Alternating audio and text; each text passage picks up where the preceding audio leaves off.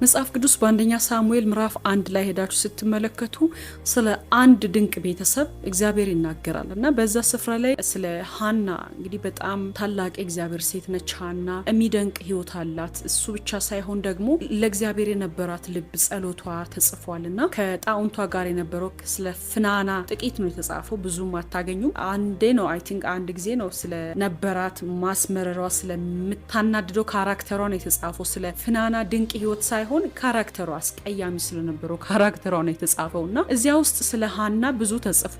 ወደ ሴሎ በየአመቱ ትሄድ ነበር። በሴሎ ደግሞ አፍናንና ፍንሐስ የተባሉ የኤሊ ልጆች ሁለቱ የሚያስቀድሱ እነሱ ናቸው ካህናቶቹና በየአመቱ ወደ ሴሎ እየሄዱ በእግዚአብሔር ፊት ይጸልያሉና ጸሎት ነበራት፣ ምሬት ነበራት። ሰዎቹ ሴሌብሬት ሲያረጉ የሷ ግን የተለየ ጥያቄ ነበራት። እኔ በጣም የሚደንቀኝ እዚያ መካከል ስለ ባሏ ህልቃና ነው። ኤፍሬማዊ ሰው ነበር ይላል መጽሐፍ ቅዱስ ሲናገር። ምናልባትም ሃና በየአመቱ ወደ እግዚአብሔር ቤት እንድትሮጥ ያረጋት ተስፋ ቆርጣ ቤቷ እንዳትቀር ተኩርምታ ሀዘኗ ውስጥ እንዳትዋጥ ያደረጋት ህልቃና ባሏ ነው። አንዳንዴ ልብ የሚያሳርፉ ወዳጆች አሉ። በጣም የተሳካላቸው በጣም ትልልቅ ሰዎች በመሪነት ደረጃ፣ በአገልግሎት ደረጃ፣ በቢዝነስ በብዙ መንገድ ተሳክቶላቸው የምናገኛቸው ሰዎች ጀርባ አንድም ስብራታቸው ነው ያጠነከራቸው። ትልቁ ግን በጣም ድንቅ የሆነ ሰው አለ ጀርባቸው ላይ ባክቦን የሆናቸው የደገፋቸው፣ ወደ ኋላ እንዳያፈገፍጉ እንዳይንሸራተቱ ያደረጋቸው። በተለይ የሚወዱትን ስራ ሰርተው እንዲለወጡና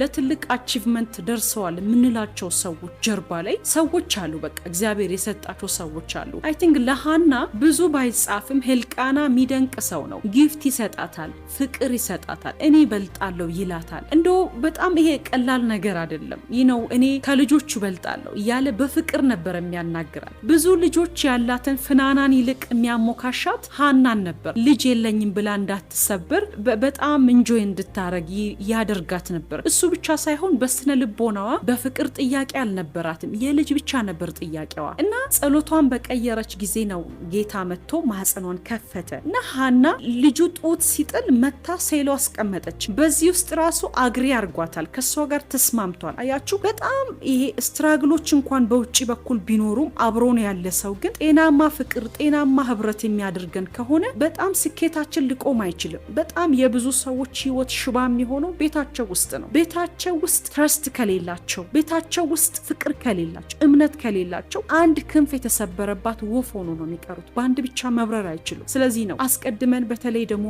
አገልጋዮች የሚሸከሙ ወንዶችም ሆኑ ሴቶች አብሮ በሜሬጃችን ምን መርጣቸው ወጣትም ከሆናቸው ይህን ትምህርት ሴቶች ወንዶች ብትሆኑ አብረውን እግዚአብሔር የሰጠንን ቀንበር አብረን ማረስ እንችላለን ወይ፣ አንድ እርሻ ላይ መቆየት እንችላለን ወይ የሚለውን ነገር መጠየቅ ያስፈልጋል። ሌላ ላነሳላችሁ የሚፈልገው በአንደኛ ሳሙኤል ምዕራፍ 17 አካባቢ ላይ የዳዊት ልጆች አሉ፣ ሴቶች ልጆች አሏቸው ከሚልኮል ውጪ አይ ቲንክ ሜሮብ የምትባል ሴት አለችው እና ሳኦል ዳዊት ድል ካረገ በኋላ ሜሮብን ሰጣለሁ አለ እና ኤስትሬል የሚባል አንድ ባለጸጋ ሰው እንዳለ መጽሐፍ ቅዱስ ስታጠኑ ታገኛላችሁ። እና በጣም የገረመኝ ነገስታቶች በዛ ጊዜ የሚጋቡት ከነገስታት ጋር ነው። ለምን? ዲፕሎማሲያዊ ግንኙነታቸውን ለማጠናከር ሲሉ። ጨዋታው የሚያምረው ሜሬጃቸውን ነገስታት በብሉይ ኪዳን ስትመለከቱ እርስ በርሳቸው ነው የሚዳዳሩት። ምክንያታቸው ምንድን ነው?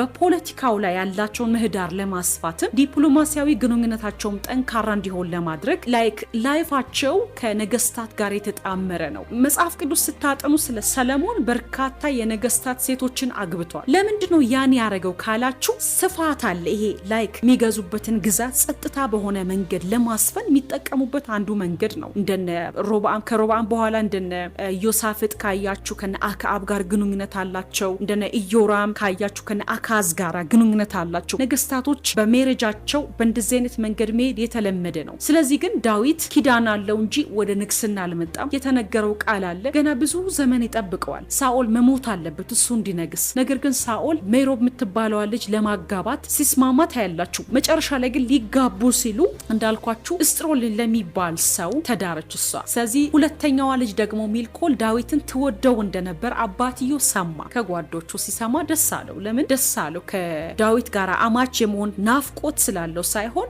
ፈርቶታልና ዳዊትን መቅጠፍ ይፈልጋል፣ መግደል ይፈልጋል። ተጠራጥረው ቢፈራው እንኳን ይቀናቀኑኛል ብለው የሚፈሯቸውን ሰዎች ማጥፋት የተለመደ ነው። ስለዚህ ያለ ማድረግ እንዳያጠፋ በህዝብ ዘንድ ተወዳጅነትን አግኝቷል። ሌላ ማጥመጃ መንገድ ስለሌለው ልጁን መስጠት ማለት እሱን ለመግደል አንዱ ዋነኛ ምክንያት ሆኖ ስላገኘው ደስ አለው። ችግር የለውም ሜሮብ ብትሄድ ሜልኮል ተተክታለች ብሎ ነበር የጀመረው። ነገር ግን ሜልኮልም አብራ አልቆየችም። በኋላ ላይ ለሌላ ሰው ተድራለች። ጥቂት ከሱ ጋር ቢቆዩ ልጅ አልነበራቸውም። ልጅ እንዴት አልነበራቸውም የሚባሉ ጥያቄዎች ሜልኮል ስለሰደበችው ነው ዳዊትን የሚሉ ሰዎች አሉ። ነገር ግን በመጽሐፍ ቅዱስ መንገድ ነው መጽሐፍ ቅዱስን ምንፈታው። እኛ የእግዚአብሔርን ቃል ምናስተምር ሰዎች መጽሐፍ ቅዱስ ራሱን በራሱ የሚፈታ ነው። እኛ ምናወሰው ወይም ምንሰጠው ቃል የለም። መጽሐፍ ቅዱስ ሲናገር ከሳኦል ዘር ማንም ንጉስ እንዳይሆን እግዚአብሔር አስቀድሞ ስለተናገረ ያ ቃል ይፈጸም ዘንድ ነው። ከንጉስ ዘር ከዳዊት ከሰለሞን ከሳኦል ዘር ዙፋን ላይ የሚቀመጥ ሰው እንዳይኖር እግዚአብሔር ስለማለ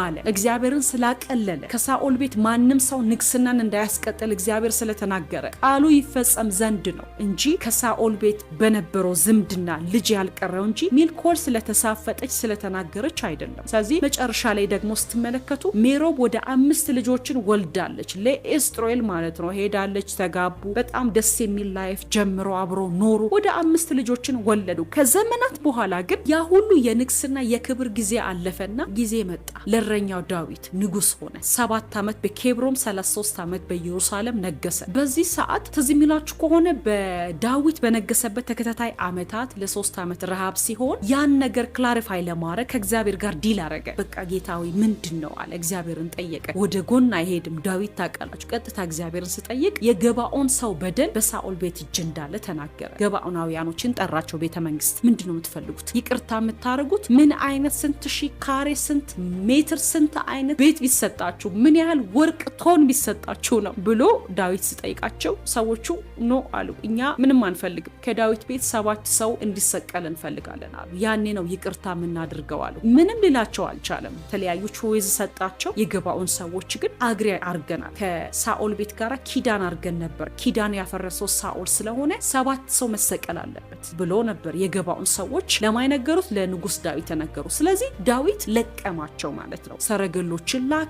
ሰዎች ከዳዊት ቤት የቀሩትን ልጆቹን ሰበሰባቸው። 7 ሊሞሉ አልቻሉም። ይገርማል። በጣም ነው ያዘንኩት ያን ክፍል ሲያጠና። ነገር ግን ሰረገለኛው ወደ ሜሮብ ቤት መጣ። ያኔ የዳዊት በዚህ ዘመን ኤክሱ በሉት ዋቴቨር በሉት ጠይቋት አብሮ የነበረችው ነገር ግን ያላገባችው የሰዓቱን ምርጫ አይታ ከዳዊት ጋር ምድረ በዳ መከራ ከመቀበል ይልቅ ጤነኛና ጥሩ የነበረውን ባለሀብት ማግባት የመረጠችዋ ሜሮብ 5 ልጅ ወልዳለች። ምንድነው ስትል ልጆችሽ ተፈልጓል ቤተ መንግስት። ከዛ ተጭነው መጡ፣ ተሰጡ ማለት ነው ለጠላት አልፎ ተሰጡ። ስለዚህ በገባኦን 7ቱ ተሰቀሉ። ከነዛ መካከል የሜሮብ ልጆች ምንም ግራቀኝ የማያውቁ። አንዳንዴ በላይፋችን ነጊያችንን አይተን መምረጥ በጣም ወሳኝ ነው። ኪዳን ካለው ጋር ሀብትና መሬታዊ የሆነ ይሄ ቁሳዊ ከሆነው ዓለም ጋር ሳይሆን ምርጫችን ሊሆን የሚገባው ኔሽናችንን ሊያድን ከሚችል ነገር ጋር አግሪ ብናረግ ነጌ ላይ የኛን ትውልድ እናስመልጣለን። ስለዚህ በብዙ አይነት መንገድ ፍቱት። ነገር ግን ሜሮብ ለዳዊት ብትወልድ ኖሮ ልጆቹ በተአምር ያመልጡ ነበር። አልሆነም።